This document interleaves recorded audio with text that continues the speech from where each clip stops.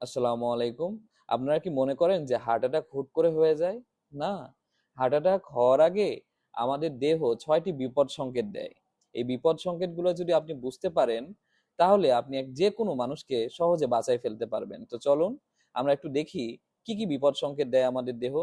প্রথম বিপদ সংকেত হচ্ছে বুকের মাঝ বরাবর প্রচন্ড ব্যথা হবে এবং এই ব্যথাটা ঘাড়, চোয়াল এবং পিঠের দিকে ছড়ায় যাবে। এবং ব্যথাটা এতটা তীব্র হবে যে শ্বাস প্রশ্বাস নিতে খুব কষ্ট হবে, মানে শ্বাসকষ্ট হবে। ৪ নম্বর, তিনি ভয় পেয়ে পুরো দেহটা শীতল ঘামে ভেজে যাবে। এবং ৫ নম্বরে আপনি খেয়াল করবেন তার মাথা ঘুরছে এবং বমি বমি ভাব করছে অথবা বমি করে দিয়েছে। আর একটা, তারপরে দেখবেন যে ক্লান্ত হয়ে যাচ্ছে, সে কোনোভাবেই তার শরীরটাকে নিয়ে যেতে পারছে না, কোনো ইচ্ছা নাই, পড়ে আছে। তাহলে আপনি বুঝে ফেলবেন যে তিনি হার্ট অ্যাটাক করেছে। আর যদি আপনি বুঝে ফেলতে পারেন, তাহলে সাথে সাথে মেডিকেলে নিয়ে চলে আসুন। হাসপাতালে যত তাড়াতাড়ি আনবেন, তত তাড়াতাড়ি আপনার রোগীটা বেঁচে যাওয়ার সম্ভাবনা তত বেড়ে যাবে।